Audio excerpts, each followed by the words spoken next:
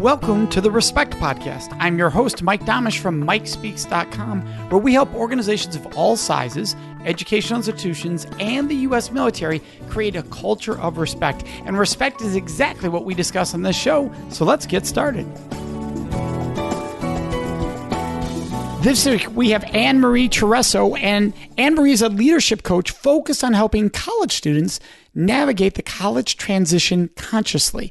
She hosts the University, now that's Y-O-U, University podcast, and facilitates trainings for college students live and online. So Annmarie, thank you for joining us. Thanks for having me. So fun to be here. Oh, absolutely. And I know some people might be thinking, well, Mike, how many college students are listening to you? Actually, I do a lot of work on college campuses, so that is very possible. But the other half of that is parents are listening, and they need to know how to best support those college students in those transitions. So we're going to dive right into that aspect. Annmarie, what happens when adults do not respect their kids' individual process of college, of choosing colleges, choosing their major as they navigate that path? Yeah, that's such a great question. And I talk to so many parents about this and educators. I think what the biggest problem is when we're not paying attention to or respecting the feedback that we're getting from our students, our young adults, our kids.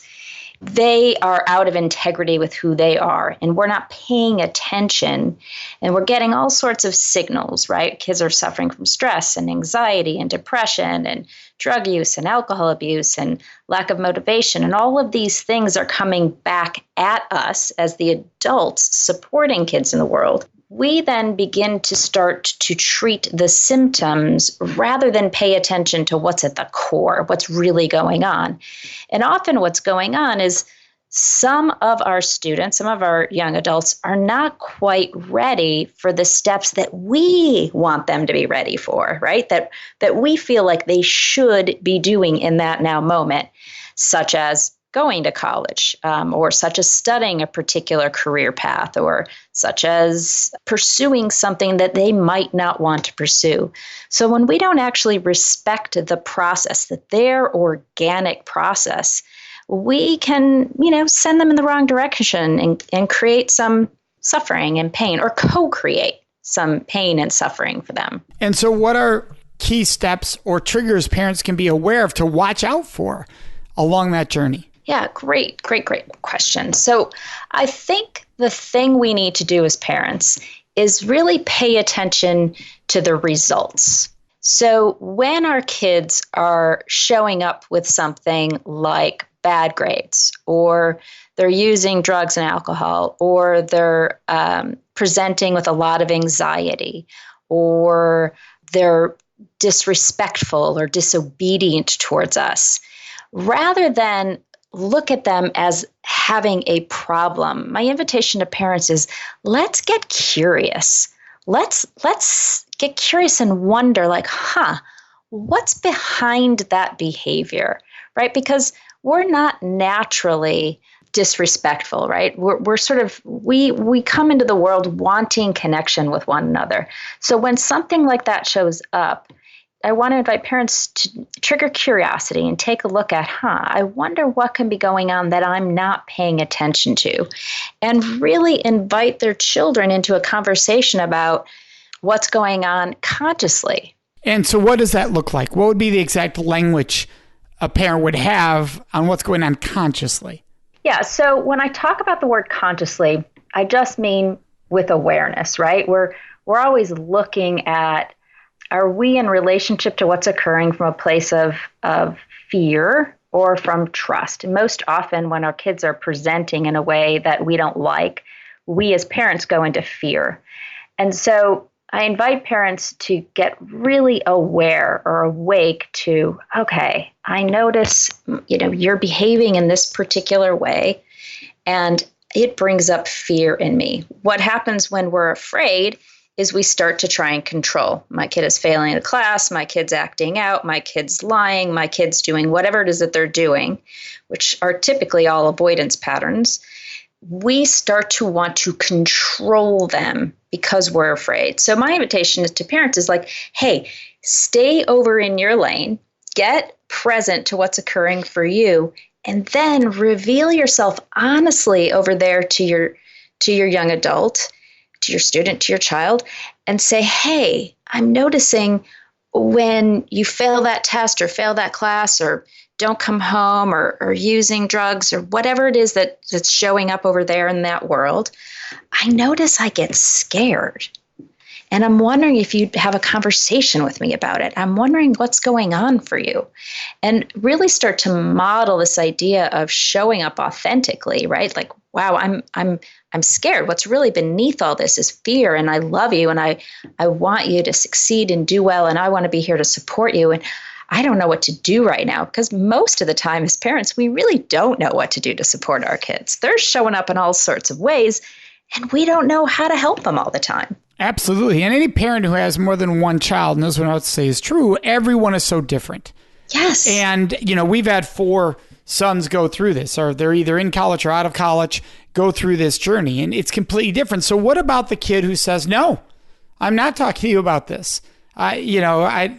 You do it exactly the way you say. It's loving. And they're like, nope, not having the conversation. It's not happening. This happens. It absolutely happens. Yes. There's 2 things I say about that. One is back to this idea of respect. So respecting their boundary, so that if they have a no, once again, it's the invitation for the parent to check in and go, okay, what happens over here in me when they are resisting me, when they're pushing me away, when I have a no? It'll probably, once again, bring up fear and control. Great. Good to notice. Stay with yourself and all of that. And the second thing is give them the space they're asking for from a place of love and acceptance. So accept where they're at. Don't try and change or control them, and create lots of space for them to want to come back, right? Like, as well as I do, nobody likes to be forced into anything, particularly our young people. And most young adults feel like their whole life has been sort of carved out for them. And they're starting to individuate. They want to start to feel in control of something.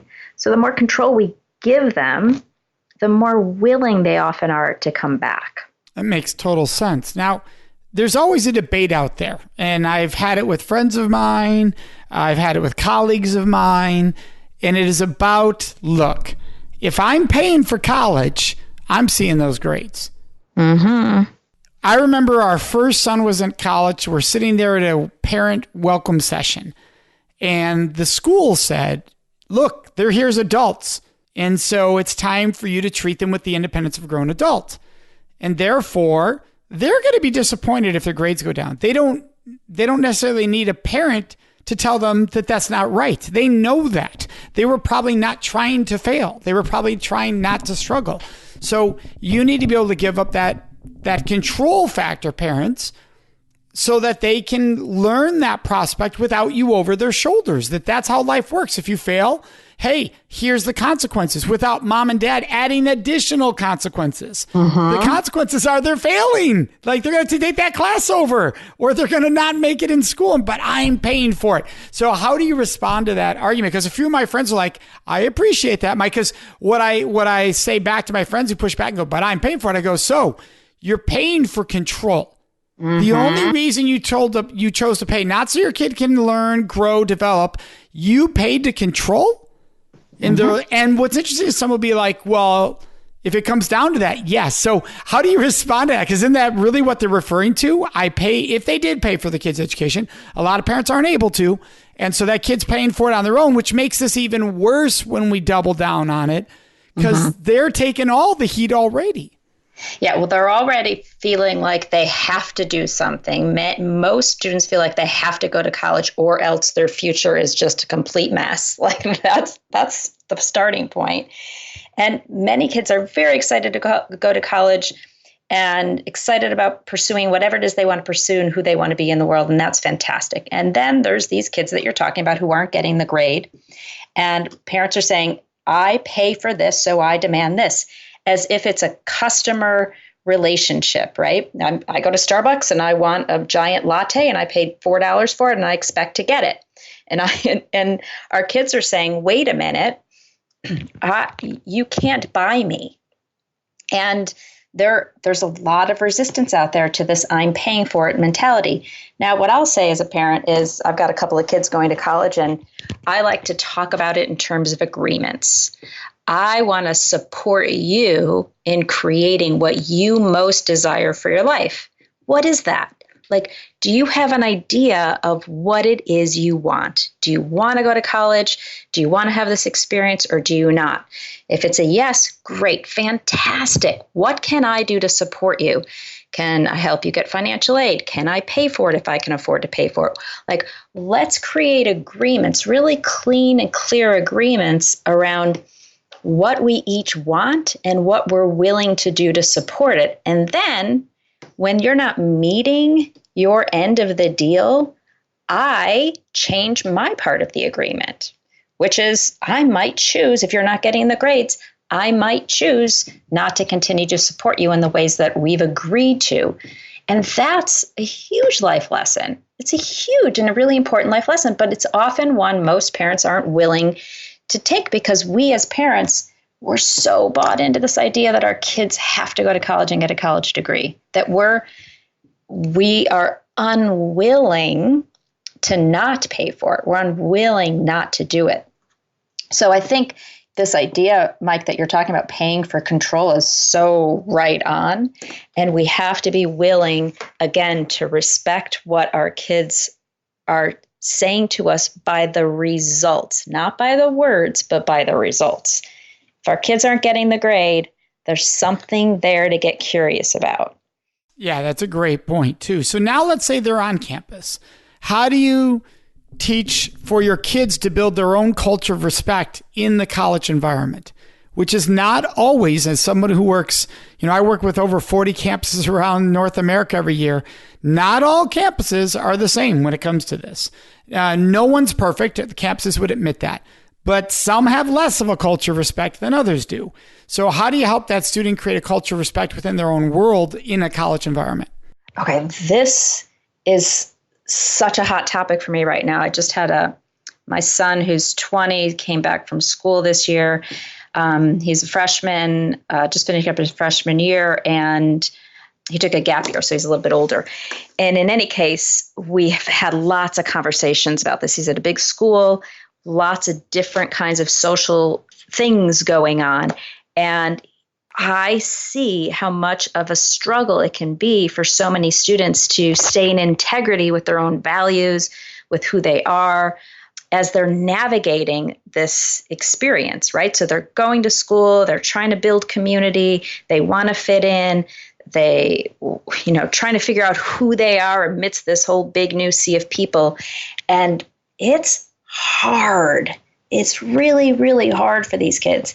And so one of the things that I do is support students as they're navigating this so they can really engage more consciously, so they can stay really connected to themselves and build those muscles of saying no and understand why they often will resist boundaries around who they are and the types of activities they engage in, who they spend time with, et cetera, so that they can stay true to who they really are and respect themselves and stay in integrity with their own values. This is hard to do at this age, this time in your life, when you go out into the world and you're moving into this community and you know hardly anyone, if anyone, and you're trying to find yourself. I think it's the single most challenging things kids at this stage in life face. It's really, really challenging. So what are specific skills you can give that kid to help them in those moments? So one of the things I love to teach is just this big idea of self-awareness, and one skill we teach is this idea of a check-in. And a check-in is a simple 3-step process where we teach students to slow down in the moment and really get present. So getting present, right, is just like be here now in a non-triggered, non-judgmental way. And we do that by checking in with the body and slowing down and just looking like what's going on in this now moment in the body, head to toe. And we just start to notice like, I'm noticing right now my fingertips are a little cold and clammy. My shoulders are a little tight and stiff. My breath is moving kind of quickly. So I just notice that. And then the next thing I do after I check out my body is I check out my emotions. So I notice in this now moment, there's some joy. There's probably a little fear here. And there's I'm noticing a little sadness occurring in my experience. And I take another breath and I slow down and I'm just paying attention to my next thought. My next thought is, what are you next going to say to Mike? And I just use that 3-step process to check in. And that check-in helps me reconnect to myself. So I'm in a situation or an experience or a conversation with another. I can do that in like 2 seconds flat and really reconnect with myself. And once I reconnect with myself, I've just empowered myself to make conscious choices. So often we're caught up in whatever's occurring, and we go with the flow of what's out there around us rather than really staying in integrity with who we are at our core. And that's a tricky thing to do. And you just referenced conscious choices. You're a big believer in conscious listening. So what does that mean in this parent-child relationship? Or what does it mean for the child in that college environment, which no longer are they a minor, right? We're talking about an adult now, an adult child. What is conscious listening? Yeah, I love talking about conscious listening. So conscious listening, the word conscious just means to be awake or aware. So when we're listening consciously, we're actually paying attention with all 3 centers of intelligence. We're listening with our head, our heart, and our gut. When we listen with our head, we're listening, what is the mental content? What's the message, the word, the thoughts, the ideas, the beliefs that are coming at us? When we're listening from our heart, we're really listening for the emotional content. What's the emotion that's fueling the outward expression?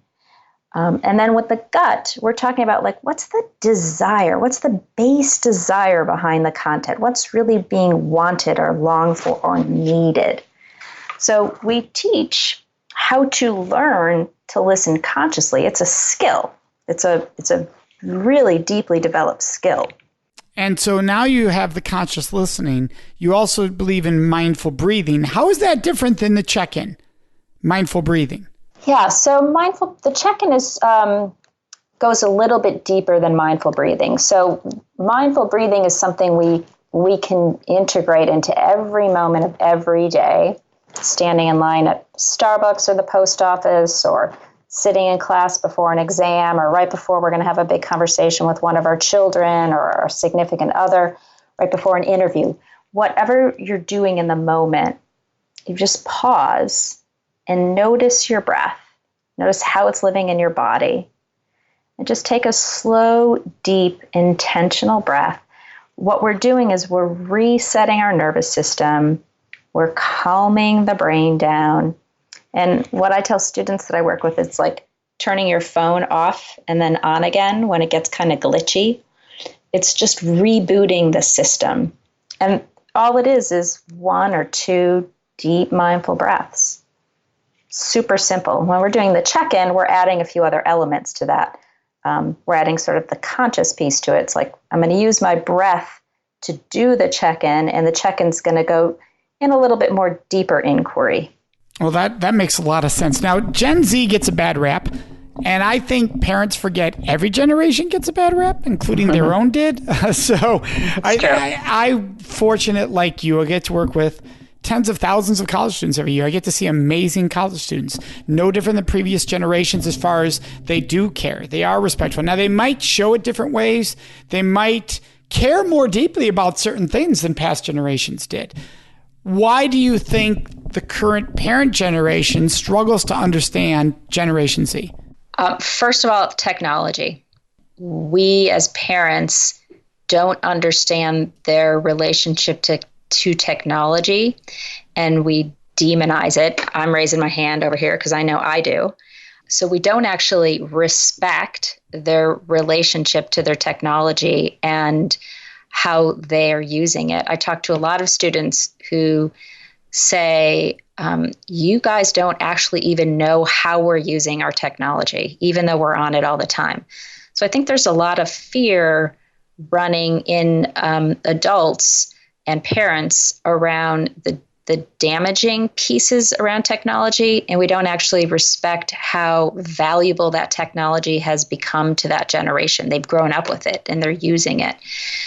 We don't understand, we're not paying close enough attention to who Gen Z really is. We have our own ideas and constructs about who we think they should be, but we're not actually paying attention to who they really are. And I don't think they're feeling really fully seen and fully heard. I think those are two of the biggest reasons. Well, and that walks us right in the conversation, is as connected as they are, and they can be very socially active as far as believing in issues. With all this connectedness, why do you believe we see the increase in mental health concerns, mental illness concerns? Do you think there's a connection there in the social media and that, or do you think it's other things? Or is it just that we've created a safe environment to have these discussions? And it's not that there are more in this generation, it's that this generation's allowed to talk about it. Wow, that's such a good question. And you use the word connection a couple times. And it's ironic because the answer's in both the question and to me, it's all about connection. And I really think that Gen Z has possibly lost respect for the importance of human connection, given that they are growing up in this technology-based life. I have a 15-year-old daughter whose entire social life is pretty much based on Snapchat and Instagram. And their friends all come over and they're connecting with one another through their devices while they're sitting in the room together. And I do think that this lack of connection, this human connection, this looking in the eye of another human being, feeling them, sensing into them, that there's something that we're longing for, that we're missing, that we're not even aware of. And I can speak a little anecdotally about it because I was running some groups with college students. That they were groups of 10 to 15 students coming together weekly. And the feedback I got was, wow, we really valued showing up together and sharing honestly with one another and being real. And it's not an experience. They're not having enough of those experiences to even know that they're missing it. But there's something underneath that they're longing for and that they're missing. And the behaviors are indicative of it, but they're not actually understanding what's missing. So what do you do then as a parent? Are you trying to create more experiences with vulnerability where as a family you talk from a place of vulnerability about times where I struggled or emotions that I have felt? Do you feel that? What's the right? Because you don't want to do the mistake. I talk to parents. A lot of parents make the mistake of, well, let me tell you what I went through. Yeah. They over-reveal and create a very awkward, uncomfortable situation. And it also makes it actually green lights the kid to make lots of bad choices because the kid sits there and goes, you're just telling me all your bad choices and I'm here, which means everything worked out. So what's the balance of creating vulnerable group discussion without over-revealing, which is a struggle Gen Z has too, over-revealing?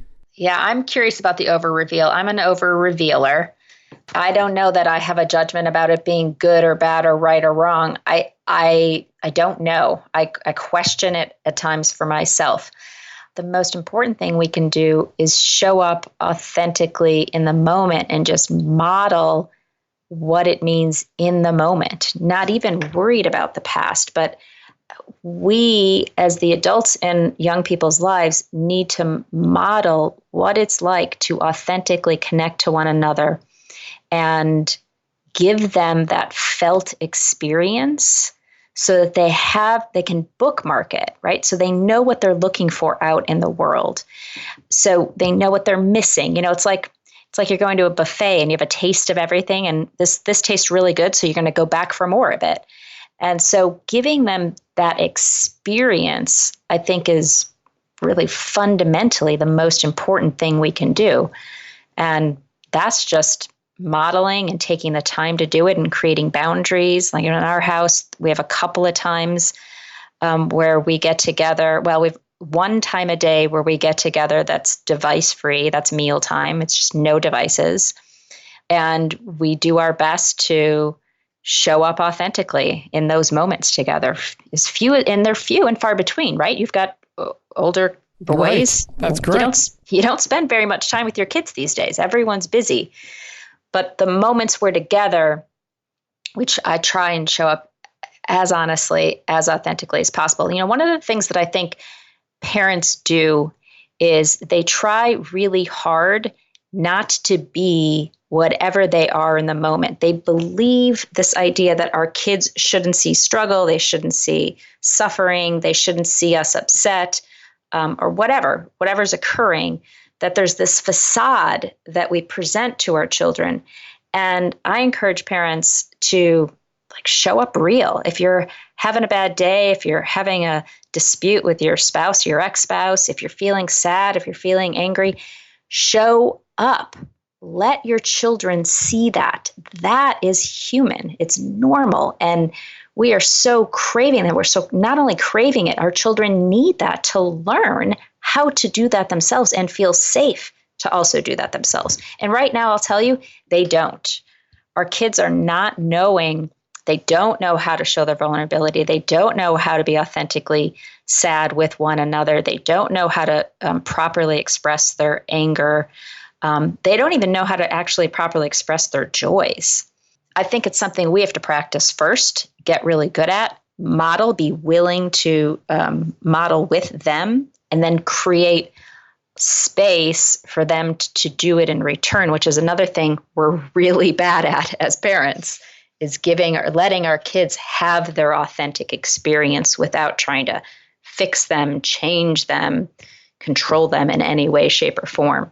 Well, Annmarie, that's a great place for us to wrap up, for parents to think about, how can I be me, right? Be authentic in a loving way. Look, if you is mean and cruel, don't be you. That's not healthy for anybody. Be a better you, right?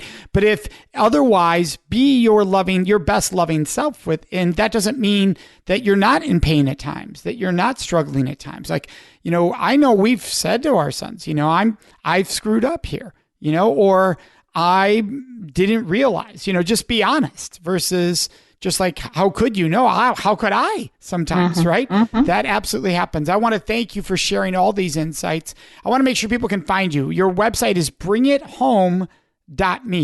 Bringithome.me. And then on Instagram, you're university.u, which is youniversity.u. You got it. So awesome. Those will all be in the show notes too. Thank you so much for joining us. Thank you so much. What a fun talk. Well, thanks. And for our listeners, you know what's next. It is Question of the Week. Before I answer this week's Question of the Week, I'd love to ask you a question. Would you please subscribe to this podcast, the Respect Podcast with Mike Domish? By subscribing, you can make a huge impact. Now, you might be wondering, Mike, how does my subscribing to your podcast make a huge impact? Well, here's how. For every person that subscribes, it raises the rankings of the show in the search engines. So for people who care about respect like yourself, when they're doing a search for podcast, they're more likely to find the show, thus providing an awesome opportunity for us to spread more respect around this world. And all you do is hit subscribe under your podcast. Plus, the second benefit is by subscribing, you automatically get every episode right into your phone or whatever device you are listening to the podcast on. It happens automatically. So subscribing also makes your life easier. Now, let's get into this week's Question of the Week. Oh, and by the way, you can always ask your questions of the week by joining us on Facebook in our discussion group. It's called the Respect Podcast Discussion Group. Go there on Facebook and ask whatever questions you would like me to answer and or address in this segment of the show. And then listen to each episode to find out when your question is included. This week's question is, Mike, how do you better account for your hormones? Now, I love this question because it was asked to me right after I had spoke in an evening program in a community of parents, preteens, and teenagers. And so when it comes to trying to better account for your hormones, when you're experiencing those hormones, those rush of feelings coming through, you might be thinking, I can't control these feelings. What you can control are your choices in that moment. What you're going to choose to do now that you're having those feelings, or what you're going to choose not to do in those moments you're having those feelings. What questions you're going to choose to ask yourself in those moments to help you make the best choices going forward. So what I want you to do is, instead of thinking, how do I control my hormones, which can be confusing at times, ask yourself, how am I going to make better choices in those moments? What questions am I going to ask myself in those moments to make the best choices? Do you know what I would love? I would love to hear your answer to this week's question of the week. So would you please answer what your answer would have been if you were asked that question today on the show? All you do is go to our Facebook page. We have a special group where we have these discussions called the Respect Podcast Discussion Group. So the Respect Podcast Discussion Group, and share with us, what would your answer have been to this week's question of the week? And if take a moment, post us a new question for future episodes. What question would you like to hear me answer on an upcoming episode? That's all done on Facebook in our special group, which is the Respect Podcast Discussion Group. Can't wait to see you there. Thank you for joining us in this episode of the Respect Podcast, exploring work, love, and life. And this episode, like every episode, is brought to you by our organization, the Center for Respect, which you can find at centerforrespect.com. And of course, you can find me, your host, Mike Domish, at mikespeaks.com. Thank you so much for joining us.